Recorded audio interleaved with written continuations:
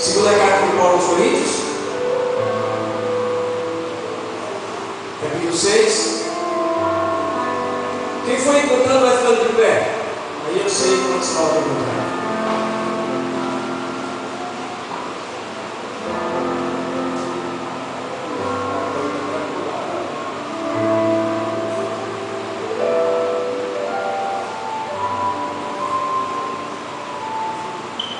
Aleluia.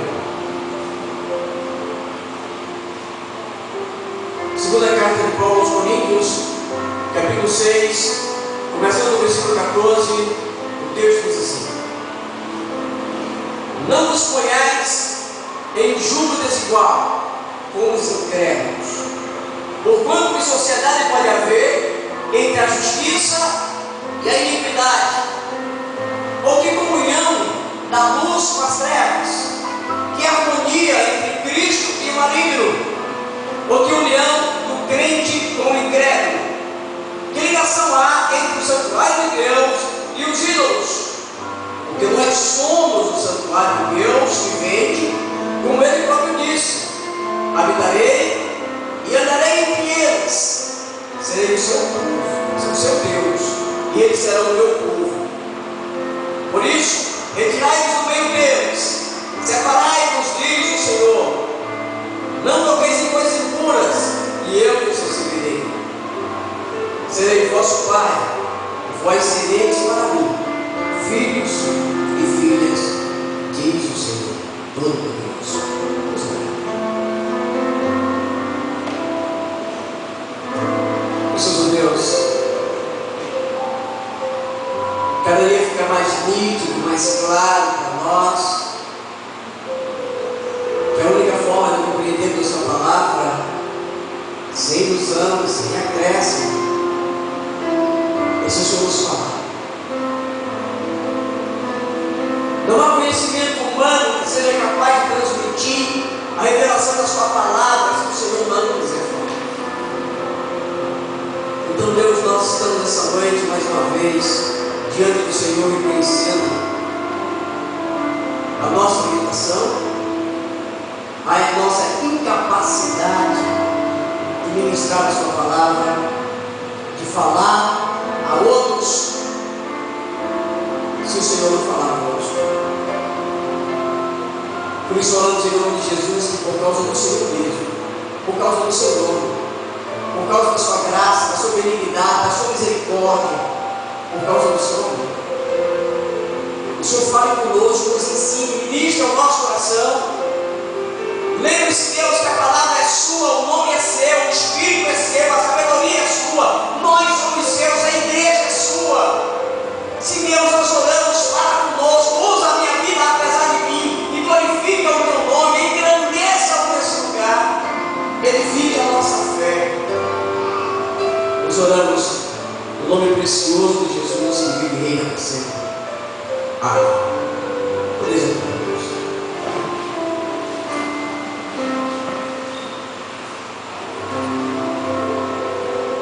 Domingo passado, nós estivemos aqui falando sobre fidelidade, sobre ser fiel. E nós começamos, depois da introdução, a falar do significado da palavra na língua original, o significado dela no grego, para falar do Novo Testamento, e o significado dela no hebraico, para falar do Antigo Testamento. Eu acho que é conhecido de todos, até os que estão chegando agora, que a Bíblia, o Antigo Testamento, em sua maioria, é escrito em hebraico, e no Novo Testamento é todo escrito em grego. Portanto, algumas vezes nós teríamos que falar grego, alguma coisa do grego, algumas coisas do hebraico, fazer o correspondente. Quando é citado versículos do Antigo Testamento, no Novo Testamento, é citado em grego, e aí ele tem que usar uma palavra correspondente ou sinônima no grego daquilo que está escrito no hebraico. E nós falamos a respeito de pistes, como sendo a palavra que ela significa não apenas salvação, ou não apenas fé para a salvação, fidelidade. E todo o contexto, tanto no Antigo Testamento, que a palavra é emuná, como também no Novo Testamento, pistes, em grego, o significado não é apenas de fé ou de crer, ou de uma fé levada para a salvação, mas ela tem o significado de fidelidade. Esta noite nós queremos fazer uma ênfase no seu antônimo, no seu oposto, da palavra que se opõe a pistes, a emuná, a fiel. A palavra que traz no seu oposto a antítese, o contrário.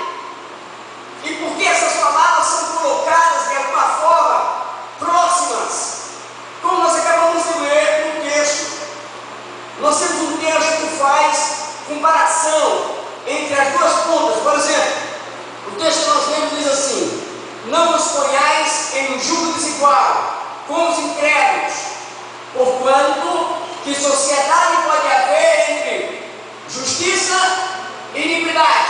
Ele coloca uma parte positiva e uma parte negativa, o ápice do positivo e o mais profundo do negativo. Ou que comunhão da luz com as trevas, ou que harmonia entre Cristo e o maligno, ou que união entre o crente com o incrédulo. Que ligação há entre o santuário de Deus e os ídolos? Porque nós somos o santuário de Deus, o Deus vivente, como ele próprio disse: habitarei e andarei entre eles, serei seu Deus, e eles serão meu povo. Por isso, retirai-vos deles, separai-vos, diz o Senhor, não toqueis em coisas impuras, e eu vos receberei. Serei vosso Pai, e vós sereis para mim filhos e filhas, diz o Senhor Todo-Poderoso. No grego, a palavra infidelidade, ela é também usada para pecado, para perversão, para iniquidade. É a palavra akia, que é colocada como infidelidade ou iniquidade. Ela pode aparecer com algumas variantes. E ela é relacionada muitas vezes a uma injustiça praticada por um juiz. Por exemplo, a pessoa que sabe o que é o correto, ela tem condição de arbitrar o correto, ela conhece a lei, sabe o que é o certo e o errado, e ela faz o errado. Então, a palavra que seria adiquia, no caso, a iniquidade ou a infidelidade, a falta de fidelidade com a lei e a falta de fidelidade com a justiça. Então, quando é falta de fidelidade com justiça, ela é sinônimo de injustiça, mas continua sendo infidelidade. Ela pode ser entendida também como a violação de qualquer tipo de lei, até mesmo aquela que está lá no fundo do seu coração, quando você sequer conhece a lei de Deus. A infidelidade, ela é traduzida por iniquidade, Mateus capítulo 7, no versículo 26, e ele poderia ler 22, 23, 26 não, 22, 23, que está escrito lá: muitos naqueles dias hão de dizer: Senhor, Senhor, porventura não temos nós profetizado em teu nome, e em teu nome não expelimos demônio, e em teu nome não fizemos muitos milagres? Então lhes direi explicitamente: nunca vos conheci, apartai-vos de mim, os que praticais a iniquidade. Esta é a palavra adiquia, colocada aqui como iniquidade, que também é posta como infidelidade. Ou seja, o Senhor está dizendo: eu não vos conheço porque vocês são infiéis. Falamos sobre fidelidade no mês passado. E quando terminamos o culto, algumas pessoas me procuraram e disseram: pastor, você devia fazer a parte 2, falar o restante ou mais sobre fidelidade. E eu quero falar, como eu disse já no início, sobre o oposto da fidelidade, que no caso é a infidelidade. Eu não Talvez alguns de vocês não saibam. Essa palavra adikia, no grego, o correspondente dela no hebraico é avon. Então, a palavra avon significa pecado, iniquidade, perdição, desonra, desonestidade, infidelidade. É isso que significa avon.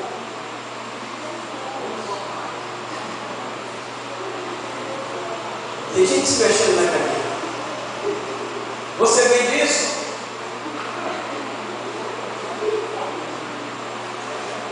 Avon radical é avar, o verbo que significa dobrar, torcer, distorcer, perverter.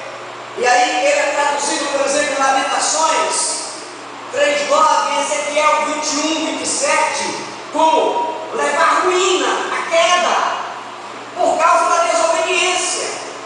É claro que a pessoa que colocou o nome Avon, se ela pegou de fato o hebraico, se era a sua intenção, certamente ela é pactuada. Ela deve ter alguma coisa a ver com Satanás para colocar isso. Eu não estou afirmando que sim, eu estou dizendo que, coincidentemente, a palavra em hebraico Avon, com N mesmo, a forma como se escreve, né? No hebraico ela significa todas essas coisas que eu falei.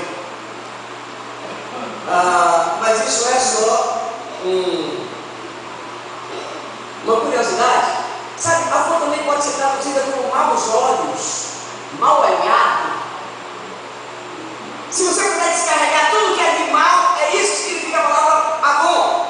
Desde desobediência, infidelidade, iniquidade, perversão, ruínas, né? Ela acumula sobre si uma carga de desgraça. Ela pode ser traduzida até como castigo. 1 Samuel capítulo 28, no versículo 10, ela é traduzida como pecado. E é bom. Salmo 85, versículo 2, ela é traduzida como iniquidade. Ela é correspondente de adikia, no grego, que significa infidelidade. E a questão é, por que vamos falar sobre isso esta noite? Porque temos falado a respeito de algumas características que o homem de Deus e a mulher de Deus precisam ter. Nós temos tentado ensinar nesse lugar a respeito do nosso comportamento cristão e da forma como nós devemos proceder. Quando eu entrei, o Vitor estava fazendo uma oração por jovens que faleceram, que morreram hoje na praia. Desses três eu conhecia um. Esse um assisti tudo com vocês aqui algumas vezes. Ele veio, sentou aqui nas cadeiras com vocês, assistiu alguns cultos, veio algumas vezes e acabou se afastando da igreja. E a última vez que eu tive contato com ele foi no evangelismo, lá na Gonçalves Dias, na semana do evangelismo, que é a última semana, não, a penúltima semana do mês de janeiro. Nós estivemos lá e eu me encontrei. E ao encontrá-lo, eu falei para ele a respeito das mortes que estavam ocorrendo aqui no bairro. Falei para ele do traficante que tinha morrido aqui na praça, que por sua vez parecia estar envolvido diretamente com a morte do outro rapaz que tinha morrido um dia antes, e que a morte do traficante seria uma vingança pela morte do outro. É o que se falava em boatos. E quando eu fui conversar com ele a respeito disso, ele me antecipou e falou sobre essas mortes. E eu confrontei e disse para ele: você sabia que você poderia ser um deles? Isso era um sábado. Você sabe que você poderia ter uma morte assim, por estar longe do Senhor, etc. E ele disse: amanhã eu vou para a igreja. Isso era janeiro. Ele não veio. Infelizmente ele não vai poder vir nunca mais. Nunca mais eu poder estar aqui no nosso meio. temos falado e anunciado, não temos falado para nos projetar ou para que alguém diga que prega bem ou prega mal. Isso não tem nenhuma importância, isso não muda nada. A questão é se os princípios pregados são ouvidos e são entendidos, se são postos em prática na nossa vida, se nós levamos em conta, se isso tem alguma consideração por parte do nosso entendimento, do nosso coração, da nossa alma, se nós entendemos, deveremos prestar conta com as atitudes que temos tomado sobre o povo. Quando nós estamos tentando pregar sobre infidelidade, usando o texto que estamos usando, é porque ele diz: não vos ponhais em julgo desigual com os incrédulos, porque que sociedade pode haver entre justiça e iniquidade? Essa palavra iniquidade aqui é a palavra adiquia. Algumas versões traduzem como adiquia diretamente, outras colocam como sinônimo. A questão é que comunhão pode haver entre a justiça e o infiel. E muitas vezes nós temos dentro da igreja, e nós somos os infiéis, e achamos que estamos indo no caminho certo, porque estamos indo para o culto, porque ouvimos louvores, porque vemos algum programa de rádio ou televisão, porque gastamos alguns minutinhos em oração, ou talvez até lendo a Bíblia. Achamos que está tudo certo, que a gente já fez o suficiente, e sempre a gente compara com alguém em situação pior, e a gente diz: pelo menos eu estou melhor do que fulano, estou melhor do que ciclano. Nenhum de nós deveria se comparar com alguém embaixo, mas a nossa comparação deveria ser sempre com alguém em cima. Eu preciso chegar ao nível de fulano que está acima de mim, e quando chegar nesse nível, pensar: eu preciso chegar no nível mais alto, e mais alto em espiritualidade, em conhecimento de Deus, em intimidade com o Senhor. Segundo Tessalonicenses, no capítulo 2, versículo 3, o texto diz assim: ninguém de nenhum modo vos engane, porque isto não acontecerá sem que primeiro venha a apostasia e seja revelado o homem da iniquidade. A palavra posta aqui, de novo, adiquia, ao homem da infidelidade. Ele termina dizendo assim: o filho da perdição. Ele associa a infidelidade, isto é, a quebra de parâmetros traçados por Deus, como aquilo que vai mostrar na verdade quem são os salvos e quem não são. Nós, por mais ingênuos que sejamos, e por mais novos convertidos ou por pouco tempo de fé, temos uma ideia do que é certo e do que é errado. Sabemos que algumas coisas não é compatível com os homens e mulheres que estão frequentando a igreja. Não é compatível com o comportamento de homens e mulheres jovens que se dizem do Senhor. Uma das grandes desgraças de todos os tempos, e que tem enchido a boca, a mente, o coração das pessoas, é mentira. A mentira é a oposição da verdade. E se você percebe, o texto, ele coloca as coisas em antigas, em comparação às altas e baixas. O Senhor se coloca como a verdade e coloca Satanás como sendo o pai da mentira. E ele faz uma colocação que aqueles que seguem a mentira seguem o seu pai, seguem o próprio pai. E isso é um uso da palavra infidelidade. Aquele que mente é infiel. Um texto na palavra de Deus, uma parábola que Jesus falou, eu não vou me dividir nessa parábola, porque tem algumas coisas difíceis de explicar e algumas não quero fazer no momento, porque não é o foco, falando a respeito de o servo infiel, na verdade, sobre o administrador infiel. O texto é bem interessante porque diz que Jesus está falando com os seus discípulos e ele fala a respeito de um administrador infiel. Ele fala assim: tinha um administrador infiel que cuidava das coisas do seu senhor. E ele, um dia chegaram para o dono do negócio e disseram para ele: olha, o seu gerente, o seu administrador, ele está sendo desonesto, ele está fraudando as coisas, ele está sendo infiel. E aí o dono do negócio vem e constata que de fato o administrador não é alguém confiável. E ele diz para ele: olha, eu não quero mais você tomando conta do meu negócio, eu quero que você vá embora.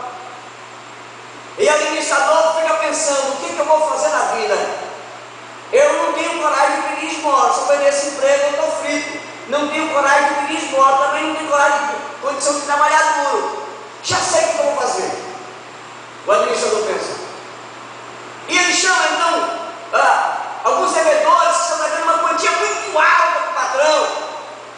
Eu estou vendo um cálculo, um deles deve mais de 3 toneladas de trigo, o outro deve mais de 3.000 litros de azeite, isso é uma fortuna.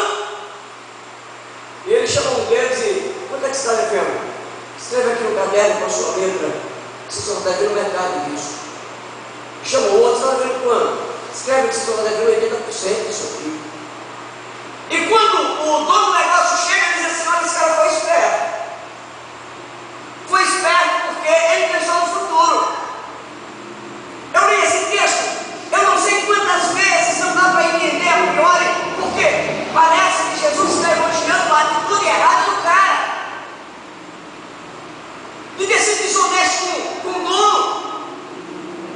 Aí quando você começa a estudar a passagem, você percebe, por exemplo, que todos os administradores normalmente eram servos, escravos, que tomavam conta das coisas do seu negócio, mas esse não era. Esse era um camarada livre. Ele tomava conta e ele não tinha um peso sobre ele da obediência, porque ele não era servo. Alguns não têm o peso da obediência e não fazem a coisa boa certa, porque também não são servos. Eles não acham que devem obediência a Deus. No caso dessa palavra, eu comecei a ver, estudar, que o camarada lá não é chamado de servo nenhuma vez. Então ele não era um servo, ele era um empregado. E na palavra que Jesus está dizendo, o dono do negócio permite o empregado antes de sair. Ele chama os devedores, diminui a dívida dos devedores que estão devendo ao dono do negócio. E o dono do negócio, em vez de chegar e botar ele na cadeia por causa disso, ele chega para ele e fala assim: olha, esse camarada foi esperto, olha, foi prudente, interessante a atitude dele. E olhando isso, eu ficava sem entender, porque eu nunca vi Deus ou Jesus Cristo elogiar uma atitude errada de infidelidade. Eu não tinha como entender essa parábola, tinha dificuldade de entender. Mas deve perceber que o Senhor não está elogiando a atitude de infidelidade dele. Isso precisa ser visto nas entrelinhas.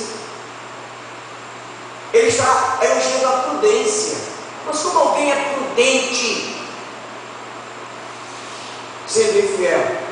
Jesus Cristo disse que nós devemos ser simples como as pombas e prudentes como as serpentes. Então prudência não quer dizer bom nem mal. Prudência é um tipo de atitude. Ele elogia a prudência do servo, ou melhor, do empregado. Qual é a prudência dele? O camarada preparou o seu futuro. Os crentes não se preparam para o futuro. Crente deveria ser um presente, não se prepara para o futuro. Futuro com Deus. O crente acha que sempre vai ter um tempo para pedir perdão, para mudar de vida. Não, qualquer hora dessa eu vou lá, peço perdão a Deus. Ele não sabe que o futuro pode ser amanhã, pode ser hoje. O futuro pode estragar tudo que ele imaginava que teria, e ele pode ser demitido da postura do local onde está. A parábola é interessante, tem muitos princípios para ser tirado dali. Mas o que eu quero falar é a respeito da infidelidade desse camarada, aparentemente sendo elogiada, mas na verdade, o Senhor já elegendo a prudência de como ele preparou para quando ele saísse de lá ter um local onde ficar. O camarada seria eternamente grato a ele, os dois que ele chamou. É claro que o administrador perdeu o emprego, mas garantiu o seu futuro, porque os outros ficaram devendo favores para ele. E ele diz no final da parábola: fazer amigos com as riquezas de origem iníqua é outra dificuldade. Como é que Deus vai mandar a gente fazer amizade com riquezas de origem iníqua? E aí você vai ter que entender que ele está falando que tudo que fica aqui é iníquo, não tem sentido, que tudo se corrompe. Dinheiro, ouro, prata. Ele está dizendo que você precisa fazer amizade. Aí você vai entender que ele está falando a respeito de que aquele que é amigo de Deus é inimigo do mundo, que é amigo do mundo é inimigo de Deus. Então ele está dizendo: você pega o seu dinheiro e usa para a glória de Deus, para que você tenha amizade, se torne amigo de Deus, como o seu dinheiro, não o seu dinheiro se torne amigo de Satanás. O texto que a gente está lendo, está tentando entender aqui, ele fala a respeito do nosso comportamento como alguém que é fiel ou infiel. A infidelidade, ela é, de fato, o que difere. Qual é a diferença? Como é que você sabe se você vai para o céu ou não? Simples. Você é fiel, céu. É infiel. O que é fidelidade? É seguir o padrão. O que é infidelidade? É quebrar o padrão. Toda vez que alguém quebra o padrão, desobedece, ele é classificado infiel. Jesus nos fez algumas advertências. A advertência lá em Mateus capítulo 7, versículo 23, quando ele diz: nunca vos conheci, apartai-vos de mim, vós que praticais a iniquidade, ou vós que são infiéis. Os camaradas tinham expulsado demônios, os camaradas tinham falado em profecias, tinham falado em línguas, tinha feito tudo, mas eram infiéis. O que Deus está buscando, na verdade, são homens fiéis. Falamos sobre isso no domingo passado. O texto bíblico, Mateus 13:41, diz: mandará o Filho do Homem os seus anjos que ajudarão do seu reino todos os escândalos e os que praticam a iniquidade ou a infidelidade. Há um momento em que o Senhor vai mandar juntar, e esse ajuntamento não é para glorificar, é para queimar. Os anjos estarão juntando os iníquos, aqueles que são infiéis. Não há nenhuma alegria em fazer a obra de Deus.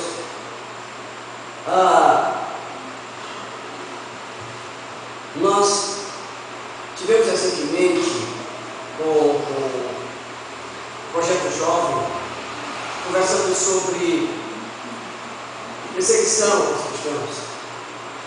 Nós passamos vídeos e mostramos os cristãos na Coreia do Norte e os cristãos em Eritreia. E mostrando os cristãos o testemunho de um cristão da Coreia do Norte continuar a ser cristão em meio à perseguição. E mostramos homens e mulheres sendo queimados vivos. Toda vez que eu lembro disso, eu tenho que me esforçar para não embargar a voz, porque a cena vem na minha mente. Pessoas simples sendo espancadas, pessoas levando voadoras, como diz aquele golpe, que as pessoas estão jogando os dois pés, elas caindo, mulheres sem força, homens também magros, sendo colocados galhos em cima deles, eles ali sentados vivos, e a pessoa tocando fogo, ele tentando sair do meio do fogo, o fogo queimando, e eles saindo do meio do fogo, como se fosse uma coisa natural, alguma coisa mais sobre eles, sem se lamentar, sem dizer uma palavra de desonra contra aqueles que estão queimando eles vivos. sem devolver um soco. Alguns de nós dizem assim: rapaz, eu fui tentar levar uma surra, mas eu estava pelo menos nu.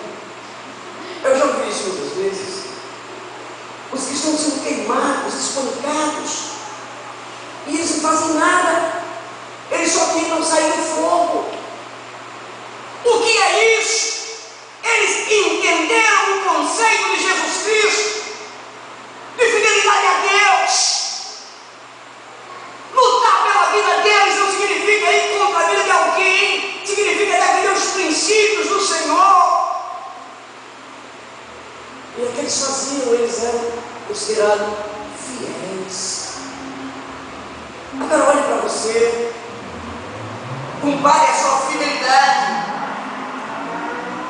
Algumas coisas que, ao ler, eu sou confrontado na Bíblia em relação à minha própria vida. Agora, algumas vezes nós temos a infidelidade, ela dissimulada, ela aparece aparentemente você como se fosse alguém piedoso, alguém que presta serviço, alguém que está fazendo a obra, alguém que está na casa de Deus porque ele está convertido. E quando isso acontece, na verdade está debaixo de uma capa de religiosidade. Jesus Cristo chamou os fariseus de sepulcro caiado. Agora, se tem alguém que aparentemente cumpria a palavra de Deus real, eram os fariseus. Eles acordavam cedo para ler a Bíblia, o Antigo Testamento. Eles passavam um dia jejuando, orando. Eles explicavam a palavra de Deus, eles conheciam a palavra de Deus. Alguns crentes, se você liga, porque você precisa que alguém vai fazer uma oração, o crente não vai, não, eu estou com dor de cabeça, eu estou cansado, chama outro. Aqueles fariseus iam. E quanto mais gente chamasse, mais ele ia. E se ninguém chamasse ele para orar, ele ia para o meio da praça e ficava orando em voz alta. Ele jamais dava motivo de alguém olhar para eles e ver eles com roupas escandalosas. Estavam sempre com vestidos longos, roupas longas. Ninguém pegava um fariseu no flagra andando mal vestido, ou com roupa imoral, ou dizendo palavrão. Eles estavam sempre bem comportados, orando, lendo a Bíblia, indo para os cultos, fazendo oração nas casas. E quando Jesus se encontra, diz: seus hipócritas, sepulcros caiados, porque eles têm toda a aparência do bem, mas o coração deles não era convertido, eles seguiam mecanicamente. Na verdade, eles queriam os elogios. A Bíblia diz que eles amavam, Jesus disse que eles amavam ir para a praça fazer oração, com o fim de serem vistos, alargavam seus filactérios, franjas de roupas, para que as pessoas pensassem que eles eram alguém digno e fiel. A infidelidade não pode ser disfarçada. O problema para essas pessoas é que um dia isso acaba. 1 Pedro, capítulo 4, versículo 17, ele fala a respeito de uma iniquidade que será causa da demonstração do abandono da fé. Ele diz assim: porque vem o momento em que se começará o julgamento pela casa de Deus. Ora, se ele começa por nós, qual será a sorte daqueles que são infiéis ao Evangelho de Deus? Pedro está dizendo que haverá um momento em que o próprio Senhor fará uma seleção entre os que estão dentro da igreja, os que servem. Se ele vai selecionar dentro dos que servem, os que estão mentindo com a aparência, como que acontecerá com eles? Apocalipse capítulo 21, versículo 8, ele diz: os tíbios, os infiéis, os depravados, os homicidas, os impuros, os maléficos, os idólatras, todos os mentirosos serão como quinhão no tanque ardente do fogo e o enxofre, a segunda morte. A gente pode conseguir disfarçar muito bem, passar um tempo muito bom disfarçando aqui a nossa fidelidade ou infidelidade debaixo de uma capa de aparência. Quando a gente volta Eu queria convidar você para fazer isso. 2 Coríntios, no capítulo 6. Ele diz o seguinte, aí no versículo 14: qual é a comunhão? Qual é a sociedade que pode ter entre a justiça e a iniquidade? Como é que você pode ser tido o justo e ao mesmo tempo ser inimigo?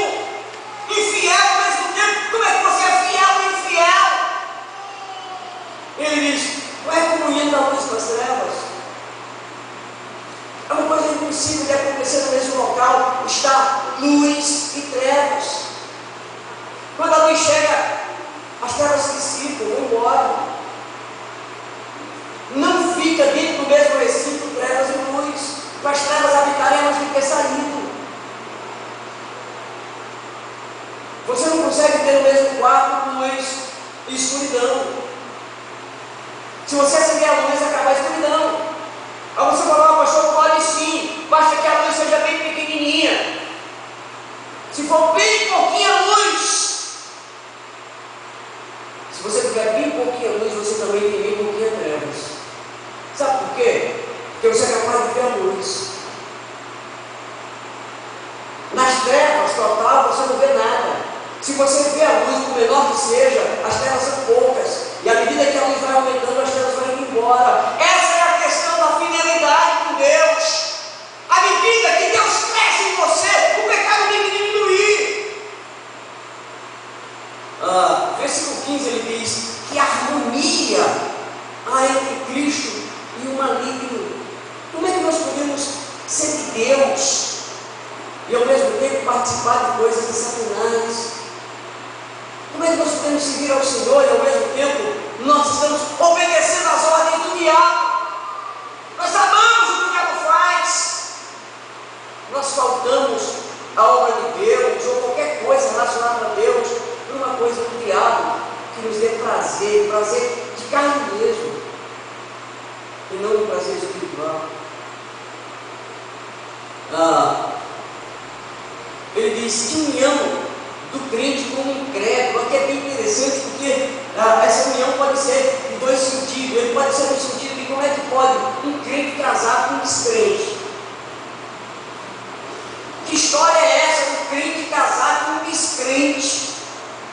Como é que vai ter dois tipos de jugo dentro da casa? Vai prevalecer o quê? O crente ou o descrente? E os filhos serão crentes ou descrentes? Vai ensinar o quê sobre a Bíblia ou sobre outra coisa? Como é que vai? E na hora de ter sexo? Vai ser um sexo animal ou um sexo abençoado? E na hora de ganhar dinheiro?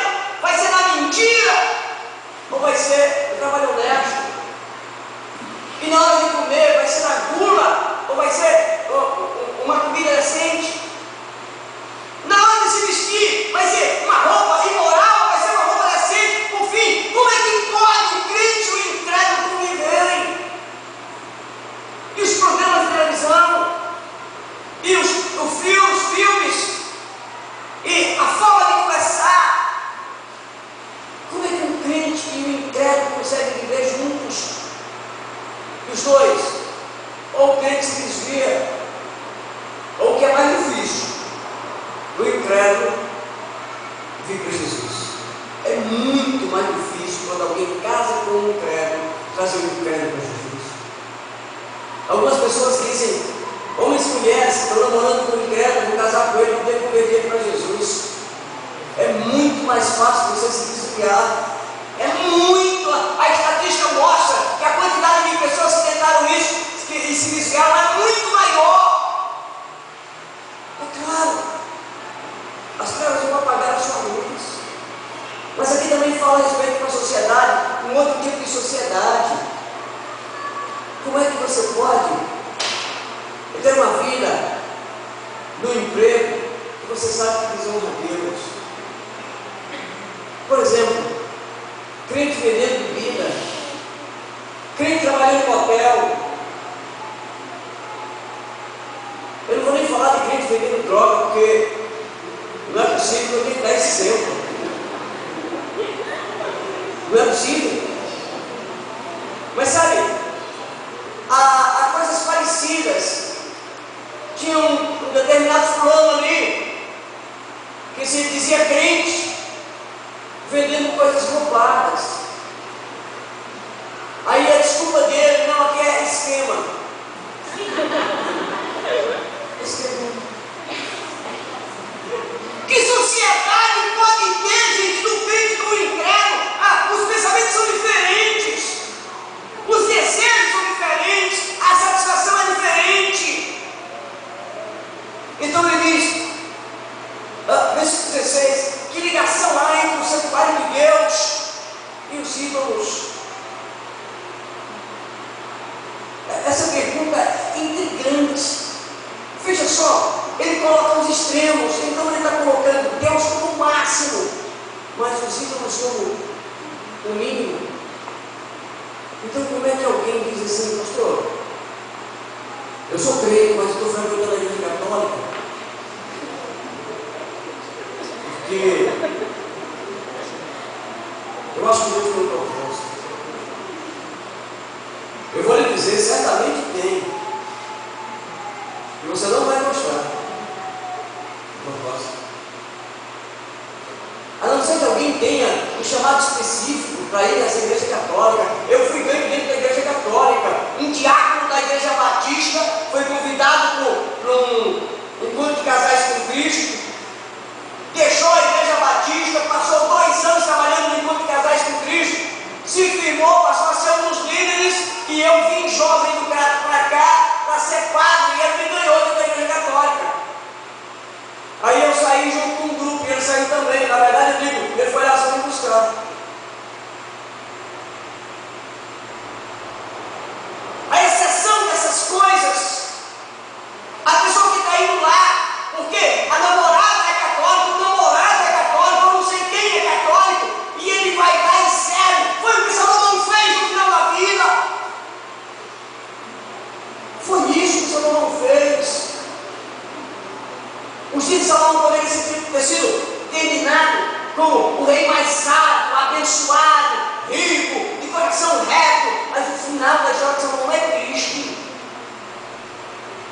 O rei rico e sábio se tornou um rei burro,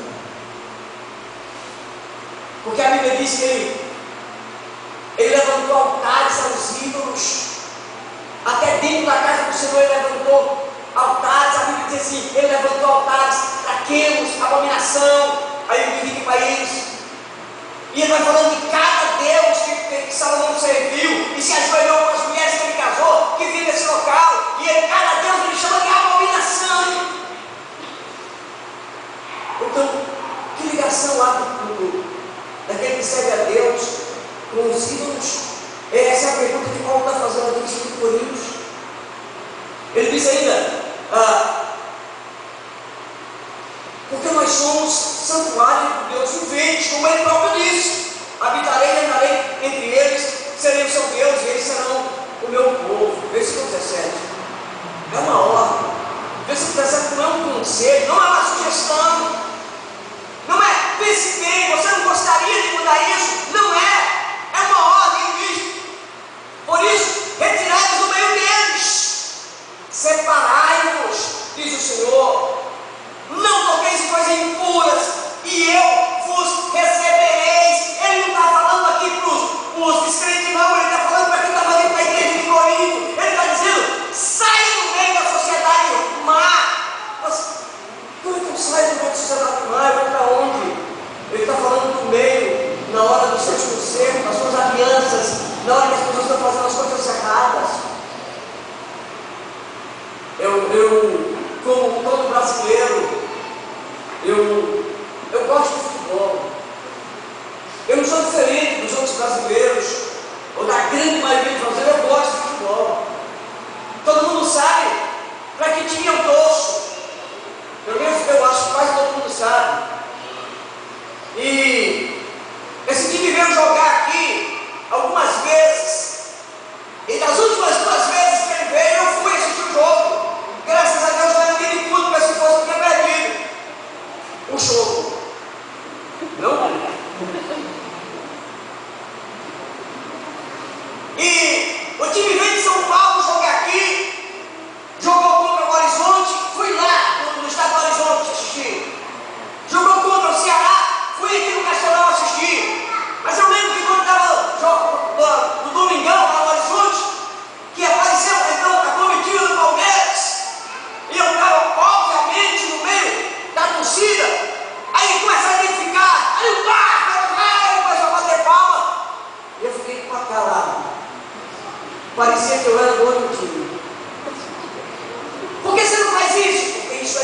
idolatria.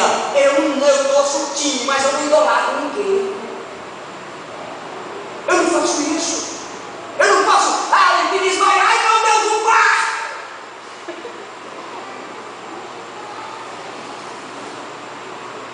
Eu estou lá torcendo, vai jogar bola, eu não gol.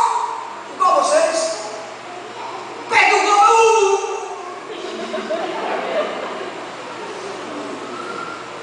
Mas vocês não vão me ouvir gritando o nome de nenhum jogador.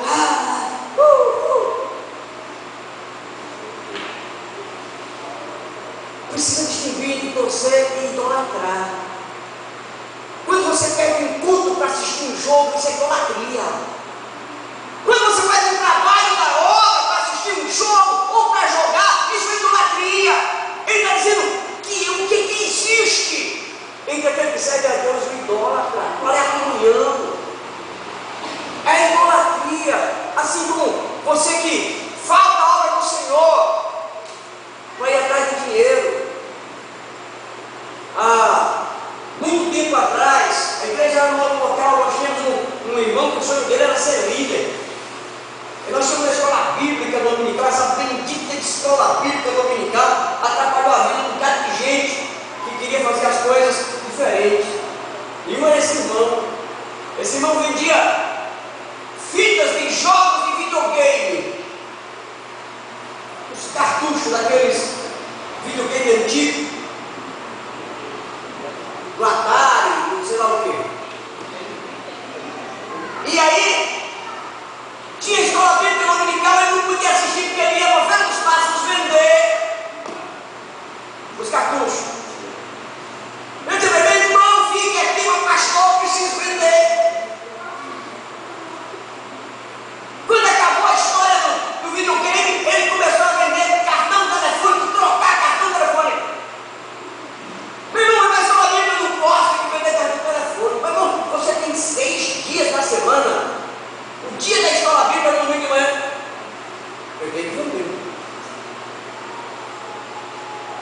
Meu irmão acabou saindo da igreja, pulou por 1, 2, 3, 4, 5, 6, sei lá o mais. Continua do mesmo jeito. Não pode crescer, porque você não pode fazer do dinheiro, não pode fazer de nada que tire você do foco do Senhor. A sua idolatria não pode. Eu fiquei surpreso na apresentação que a Laísa fez a meu respeito no encontro de casais que a gente teve aqui. Ninguém sabia como seria, nem ela, só o Rogério e eu que sabíamos. Portanto, ninguém se preparou para fazer. Mas eu fiquei muito surpreso com a forma como ela lê a minha vida e as minhas prioridades. Isso para mim foi gratificante, saber que ela lê daquela forma. Algumas vezes as pessoas perguntam para mim, que divertir, pastor? Precisa ter alguma coisa que tenha prazer. Se eu não tenho prazer em nada não, eu tenho. Eu vou dizer para você, o meu prazer é viver na casa de Deus. A maior alegria. No dia que eu não prego, dia de domingo, se eu não puder pregar, gente, isso é terrível. Eu tenho que estar com garganta, eu tenho que estar com enxaqueca. Isso vai me matar. Se eu não passar uma tarde preparando uma pregação, buscando comunhão com Deus, conhecimento, vai trazer para vocês, eu fico mal, muito mal. Porque quando eu trago para vocês, é sinal que eu comi, é sinal que eu fui buscar, é sinal que eu recebi. Eu não posso entregar algo que eu não recebi. Precisamos entender que quando ele fala a respeito de que comunhão há entre Deus e os ídolos, ele está falando entre a preferência do Senhor e a sua preferência pessoal. O texto diz ainda: por isso retirai-vos do meio deles, diz o Senhor, não toqueis em coisas impuras e eu vos recebereis. A consequência é, se você não tocar, será recebido. O versículo 18 arremata dizendo: serei vosso pai, e vós sereis para mim filhos e filhas, diz o Senhor.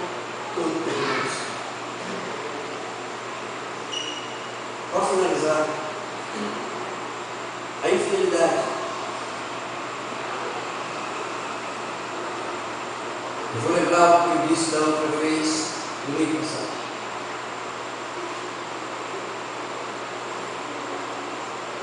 Eu disse que toda vez que nós falamos a palavra fidelidade e infidelidade, a maioria de nós pensa em casamento. Quando se fala em infidelidade, se pensa em um homem traindo a mulher traindo o homem, ou ambos. Mas quando a gente está falando a respeito de fidelidade bíblica,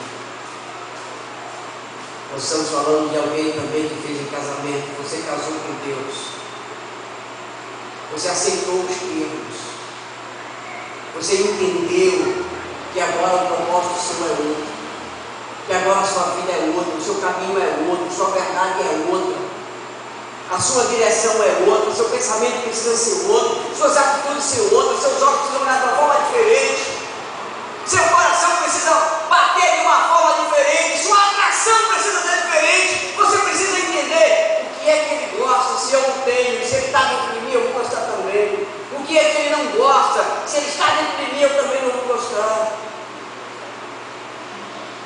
E a infidelidade é você quebrar esse contrato, é você falar o que ele não queria que você falasse, é você ser o que ele não deveria ser, na opinião dele, não na sua. Todos nós temos um espaço para a gente dizer, não, mas eu acho. E esse é o problema.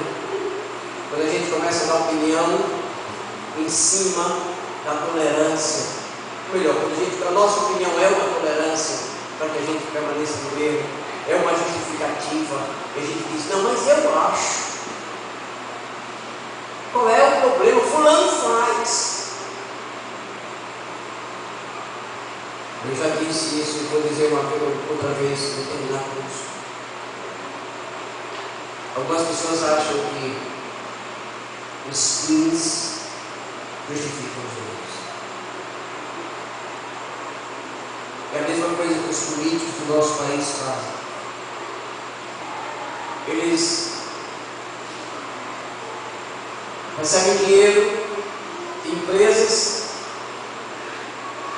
para que eles tenham dinheiro para a eleição. Eles gastam dinheiro na eleição, se elegem. E depois tem que contratar aquelas empresas que deram dinheiro para eles. E eles acham que não há nenhum problema, porque eles pagaram a campanha deles, eles agora precisam pagar com dinheiro público. E assim o país está tomado de corrupção. Mas não apenas o país, também a igreja está tomada de corrupção. E uma pessoa, eu vi uma pessoa conversando sobre isso, de que um casal estava com uma vida errada, o marido, um dos dois era casado, os dois que eram casados queriam se juntar e foram falar com o pastor. E o pastor disse, olha, é o seguinte, esse tipo de relacionamento não é possível, biblicamente falando, está tudo errado. Vocês não podem constituir uma aliança, vocês têm alianças constituídas, biblicamente falando, não há espaço para vocês se juntarem. E a mulher se virou para o pastor e disse, eu não tenho o direito de ser feliz? E o pastor disse, tem. Se a sua infelicidade é falta de dinheiro, faça um assalto no banco, você vai ficar cheio de dinheiro. Ela olhou para ele, espantado. Você acha que justifica você, para ser feliz, assaltar um banco? É a mesma coisa. A sua felicidade é casar de forma ilegal. Então tudo que você fizer de ilegal com a sua felicidade vai justificar. Nós não podemos justificar a nossa felicidade em passos que contrariam a palavra de Deus, sejam quais forem os passos. Nós precisamos entender o seguinte: se a nossa alma é do Senhor Jesus, as regras são bíblicas. Se nós somos servos do Senhor, o contrato escreve lá que nós devemos ser fiéis, que nós devemos amar, que nós devemos servir. Se depois de tudo isso que você ouviu, chegou aqui essa noite, você entende que ainda assim você quer entregar o seu coração para Ele, que você quer servir, que você quer amar, que você quer um dia ir morar com Ele, você gostaria de entregar a sua vida a Jesus, Então esse é o momento que Deus preparou para você. Aí no seu lugar onde você está, você pode curvar a sua cabeça agora e pedir perdão a Deus pelo tipo de infidelidade que você tem vivido. Você tem demonstrado pela forma como você tem sido. E pedir a Jesus para entrar no seu coração. Peça com suas palavras. Ore a sua oração, pedindo perdão a Deus. E pedindo a Jesus para entrar no seu coração. Diga para ele que você está arrependido desse tipo de coisa que você tem vivido. Você pode ter conquistado muitas coisas, mas você tem ficado cada dia mais longe do céu. Peça perdão aí, Deus. Peça aí para entrar no seu coração. E se você quiser ajuda, pastor, eu faço o que agora? No final do vídeo você pode me procurar. Eu gostaria de conversar com você, de ajudar você. Propósito, no próximo sábado, eu recebi um convite para pregar numa igreja, aniversário de uma igreja conhecendo vocês, aniversário da igreja brasileira. O pastor só ligou para mim hoje pedindo para que a gente fosse pregar no próximo sábado. E ele vai trazer um cartaz para divulgar, mas eu quero divulgar, nós vamos estar lá no sábado pregando, se alguém quiser estar 7 horas começa o culto no sábado. Eu perguntei, pastor, sobre qual é o tema? Ele disse, o tema é de santidade. Eu achei interessante porque no ano passado eu preguei lá e o tema foi santidade. Eu disse, isso é muito legal. Estou admirado por ser 2 anos seguidos quero pregar essa coisa.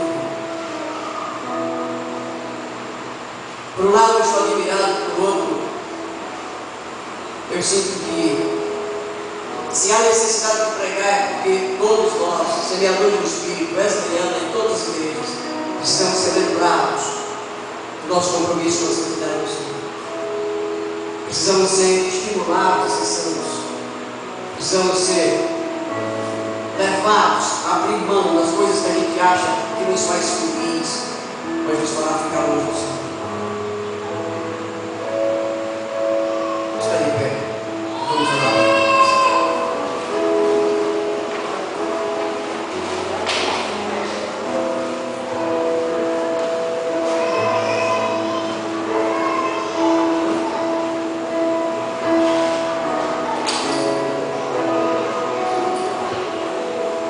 Deus Santo, Deus bom, Deus justo, Deus fiel.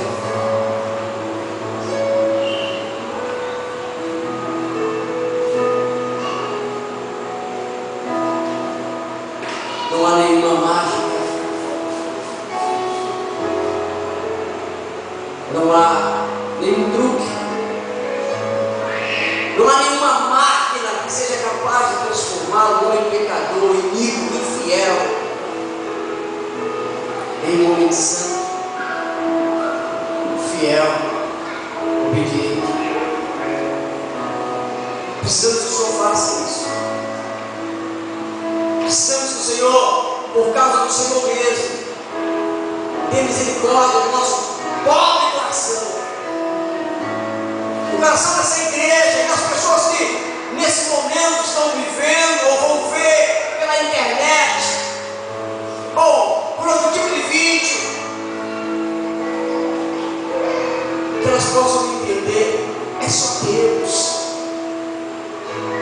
Nós somos maus demais para olhar para nós mesmos e promover algum tipo de mudança. Deus, nós podemos conseguir algum tipo de disciplina, parar de fumar, parar de beber,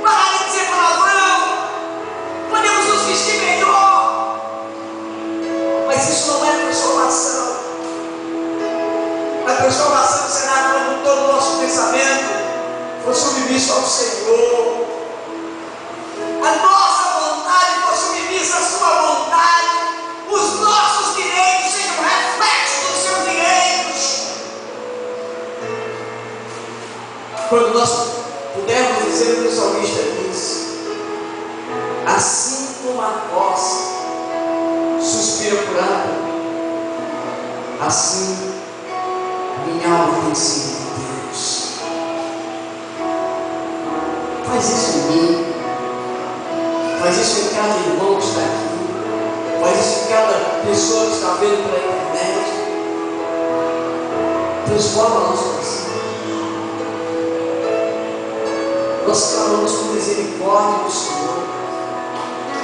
Nos leva a Deus, nos aproxima do Senhor, porque por mais esforço que a gente faça, nós não sabemos caminhar sozinhos. Precisamos que o Seu Espírito nos leve, transforme o nosso coração. Que a graça do nosso Senhor e Salvador Jesus Cristo, o amor do Pai, a comunhão e a doce consolação do Espírito Santo seja com